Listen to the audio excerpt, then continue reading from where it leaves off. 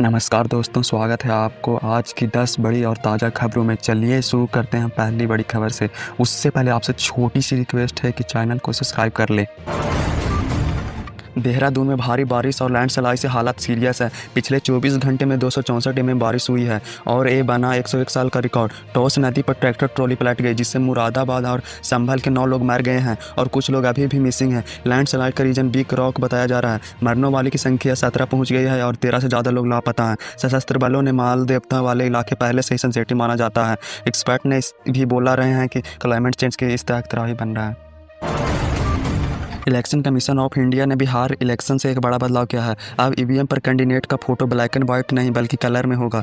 Commission ने बुधवार को रूल में बदलाव किया ताकि बैलेट से ज़्यादा रीडेबल और वोट फ्रेंडली हो सके। ये नया सिस्टम पहले बिहार इलेक्शन में लागू होगा। छत्तीसगढ़ में नक्सलियों ने शांति वार्ता का प्रपोजल भेजा है। अब बोले हथियार छोड़ देंगे, लेकिन 1 महीने के लिए एंटी नक्सल ऑपरेशन रुकना चाहिए। गवर्नमेंट ने इस लेटर पर डाउट जताया है। इसी बीच नारायणपुर में 5 औरत समेत 12 नक्सलियों ने सरेंडर कर दिया, जिन पर 18 लाख का रिवॉर्ड था। वहीं गढ़चिरौली में इनकाउंटर में 2 नक्सली ढेर हो गए हैं। आज पीएम नरेंद्र मोदी का 50वां जन्मदिवस है। पूरे देश में सेवा पखवाड़ा के रूप में मनाया जा रहा है, लेकिन इस मौके पर एक सवाल मन में आता है कि उनकी वाइफ जोसाबेन किस हाल में है। आपको सुनकर हैरानी हो कि वह सिंपल और सेल्फ डिपेंडेंट लाइफ जी रही हैं। आज भी उनकी इनकम सिर्फ रिटायर्ड स्कूल टीचर की पेंशन है। होम मिनिस्टर अमित शाह ने बीपीआरडी को आदेश दिया है कि 1974 से लेकर अब तक जितने भी प्रोटेस्ट हुए हैं उन सब का स्टडी करो। मकसद है फ्यूचर में ऐसे आंदोलन रोकना जो देश का स्टेबिलिटी को चैलेंज कर सकते हैं। इस स्टडीज़ में मूवमेंट के कारण फंडिंग के पीछे कौन लोग हैं, सबका एनालिसिस होगा। अमित शाह ने साफ कहा है, अगर लॉ एंड ऑर्डर ठीक नहीं होगा तो डेमोक्रेसी कामयाब नहीं हो सकता। ये पड़ोसी देशों के सत्ता परिवर्तन से इंस्पायर्ड है। बिहार इलेक्शन 2025 से पहले पॉलिटिक्स गरमाई हुई है। बीजेपी ने पीएम मोदी के लाइफ पर बनी फिल्म चलो जीते हैं देखने के लिए हर कंस्टिट्यूंसी में गाड़ी भेजी है। चिराग पासवान ने सीट शेयरिंग पर 40 सीट मांगी है। एनडीए समीचाल की 24 सीट पर जोर दे रही है। जीताराम मांझी ने एनडीए से कम 15 सीट की मांग की है, वरना अकेले लड़ने की धमकी दी है। सरकार ने स्टूडेंट क्रेडिट कार्ड पर 4 लाख का लोन इंटरेस्ट फ्री कर दिया है।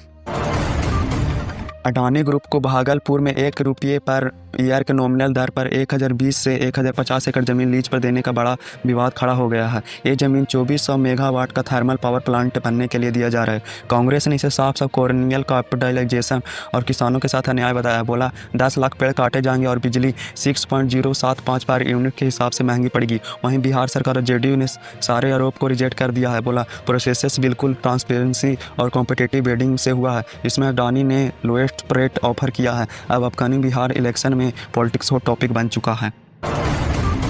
एशिया कप में इंडिया से हार के बाद पाकिस्तान में टेंशन बढ़ा हुआ है। मोहम्मद यूसुफ ने सूर्य कुमार यादव को गाली देकर सुगर कुमार यादव बोला और इरफान पठान पर भी गलत कमेंट किया। पीसीबी ने आईसीसी से डिमांड किया है कि एंटी बायोग्राफ्टर को हटाकर रिचर्ड रॉनसन को रेफरी बनाया जाए। एसएससी चीफ मोहसिन नवीक ने हैंडशेक नहीं करने वाले मुंह पर बुरा लगा। बीसीसीआई के सेक्रेटरी देवजीत सकाई ने साफ किया है कि इंडिया को पाकिस्तान के शोर से फर्क नहीं पड़ना चाहिए।